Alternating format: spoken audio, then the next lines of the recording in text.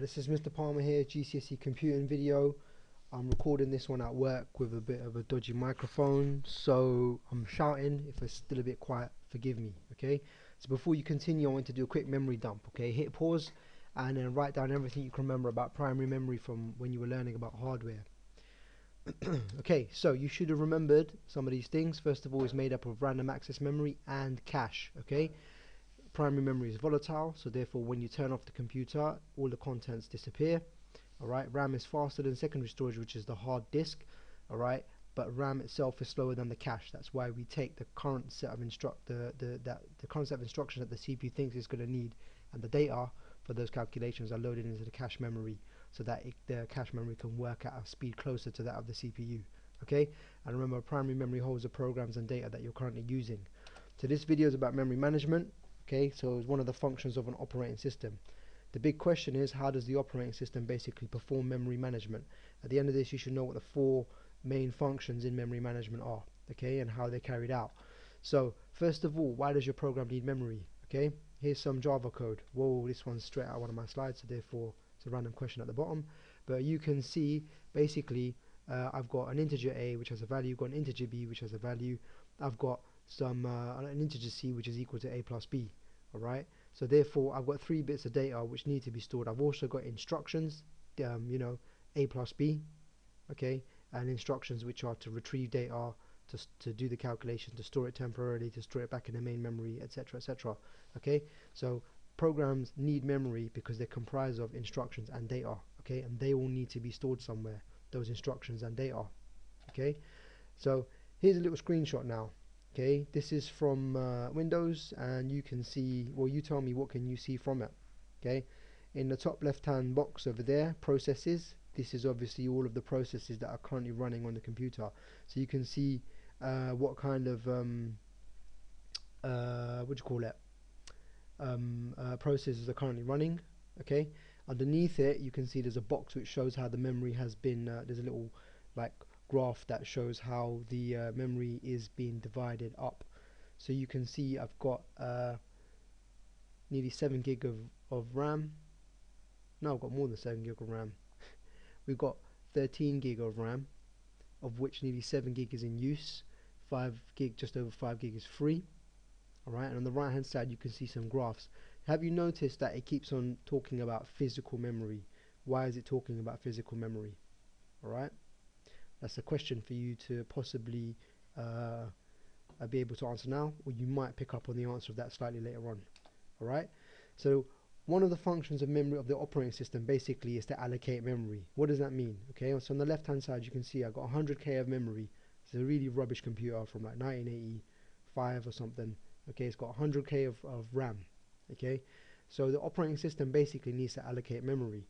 Process A needs 20k, so it says, okay, you can have 20k of RAM. Process B now needs to be loaded, it wants to be run, and so therefore it needs 40k, it will allocate 40k of RAM. Process C comes along, a similar process takes place. All the time something is decreasing, okay, that's our free space. So the memory manager is keeping track of the free space, right, and therefore we all the time it knows whether there is enough memory to run a process or not. So this is one of the first functions of memory management, allocating memory to processes that need to run.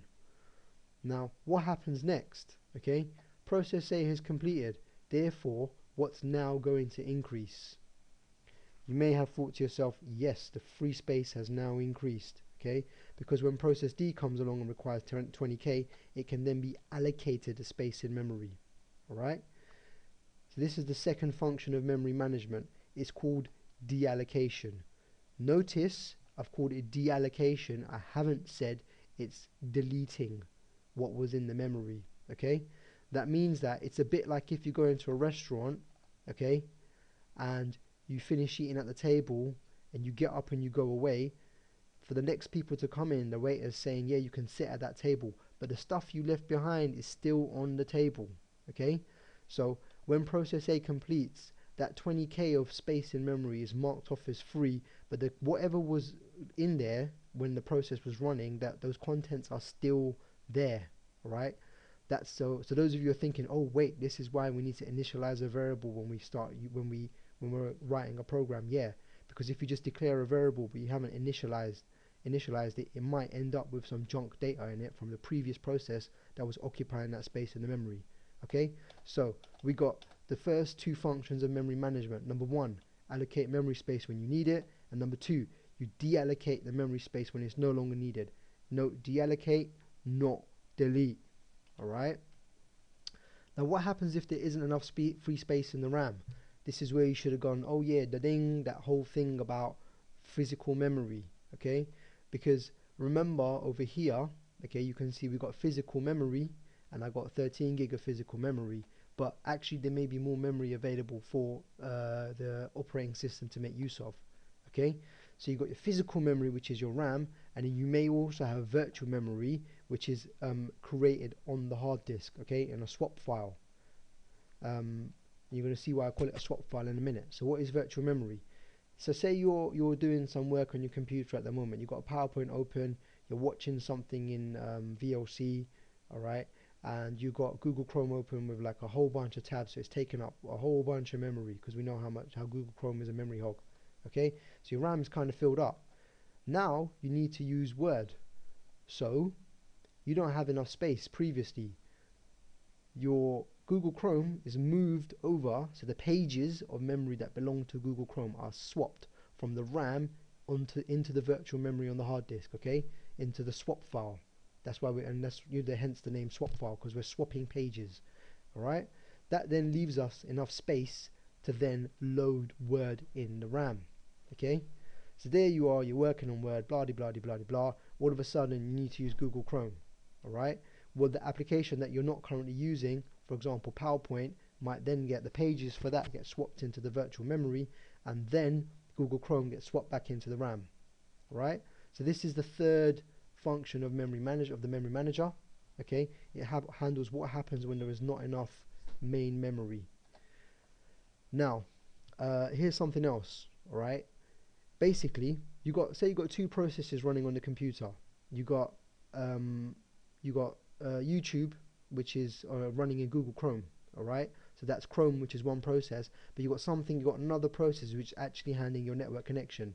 Well, think about what might be happening with that when you're trying to stream that video down the pipe. Okay, you've got two different processes, one which was letting you watch the video, but one which is handling the transfer of data. So we know over here that something is streaming that video, it's buffering the data for us. Okay, buffer is a very important word. Alright, so imagine you got one process which is the yellow bar, and you got a second process which is the blue bar. Alright, is one process actually allowed to read another process's data? Some of you might be like, yeah, of course it can. Wait a minute, what happens if you're trying to log into your bank account and there's another process that is just watching all of the data that belongs to what you're typing in that first process, the online banking app? Okay, obviously there's big security issues over here. Hence, the final function of memory management is to create what we call a data buffer. Okay, this is a safe way to allow two processes to share data without compromising their security. So we got the four responsibilities, or the four functions of memory management. Okay, allocating memory when it's needed, deallocating memory when it's no longer needed, handling what happens when there's not enough main memory, and finally it provides data buffers, which is our secure methods for sharing data between processes. Okay, so you should now be able to answer that question. How does the operating system perform memory management? Right, thank you very much, and watch out for the next one on multitasking.